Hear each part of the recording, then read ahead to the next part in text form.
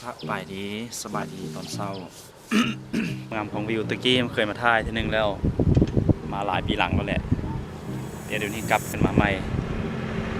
เนาะความงามเนาะความงามของวิวนี่มาให้บ้าเดี๋ยวมื้อนี้เขามีจุดประสงค์อยากไปร้านอาหารตัวนึง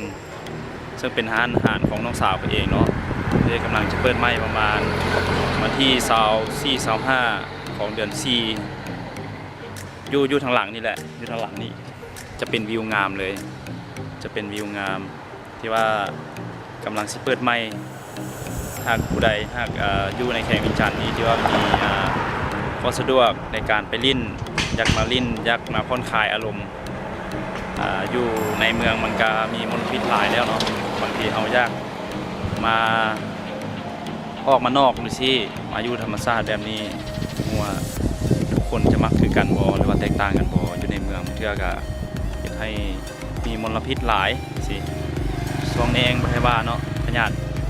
โควิด -19 เนาะที่กำลังมาแฮงเลยโอเคเดี๋ยวจะเบิ่งซะมีน้ำ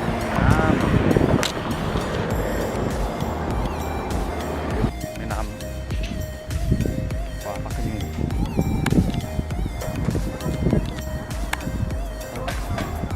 ที่เป็นห้านไม้ใกล้สิเปิดไวๆนี่ใกล้สิเปิดไวๆนี่จะมี2 ชั้นนี่จันเอ๊ะยินตะวงโต๊ะตังเป็นวิวทางภาค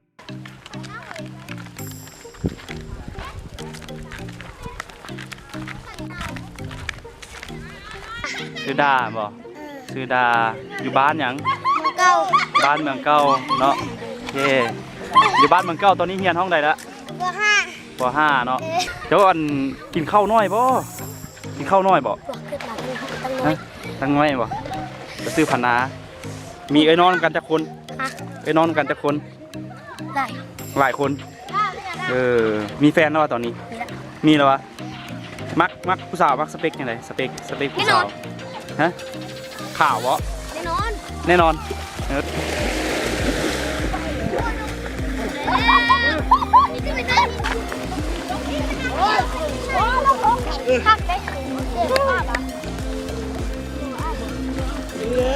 น้ำเย็นครับ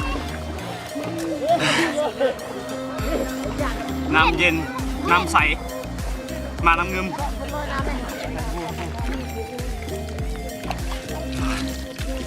สบู่ถูกที่ไข่ก่อนที่ไข่ที่เต้าหลายโพดเนาะ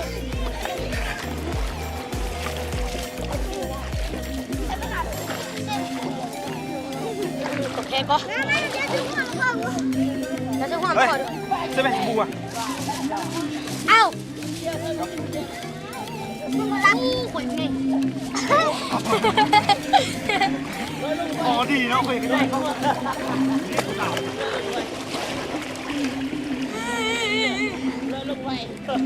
แม่เอาเล่นแม่กระดาษเก่านะแม่กระดาษเก่ามีก็ได้เอ๊ะว่ามาว่าส่งเลยเดี๋ยวนะมันเล่นจะบอกส่งมันเนี่ยส่งเลยค่ะเดี๋ยวแม่มือการจัดจับเนี่ยโอ้พวกการเล่นเจอจับเนี่ย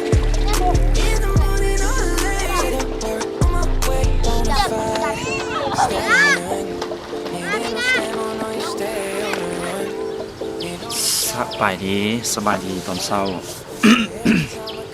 เสียงไม่ค่อยดีปานใดวันนี้อากาศเย็นสบายอยู่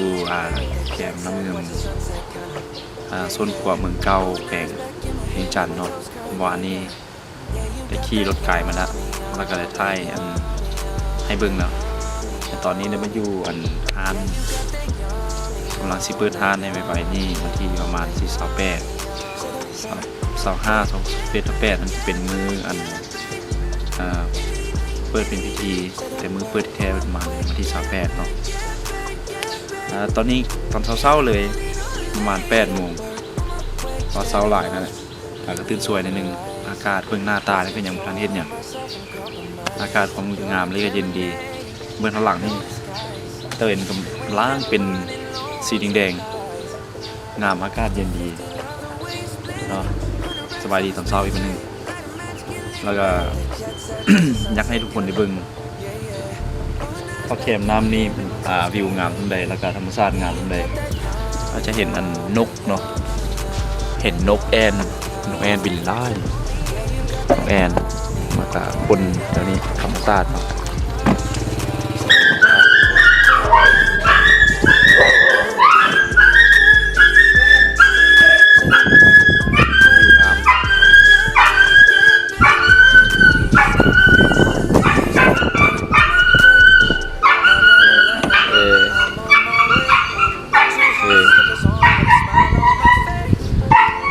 กลับมาเนาะ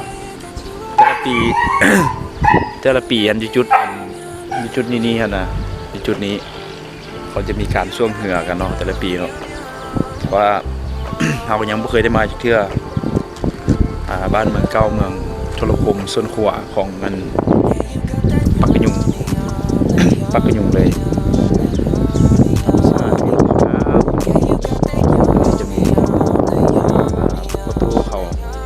กำลังไปดึงเหือแล้วก็สีอันไปหาปลาประมาณนี้เนาะ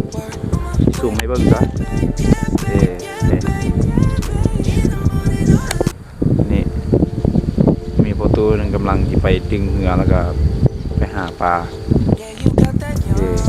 เบิ่งว่าความงามนะธรรมชาติ เนาะถ้าผู้ใดฮักได้มาทางนี้ได้มาแวะลินก็สามารถเข้าพันได้หรือว่ามาลินในห้านได้เนาะห้านเป็นห้านน้อยๆเฮ็ดธุรกิจส่วนตัว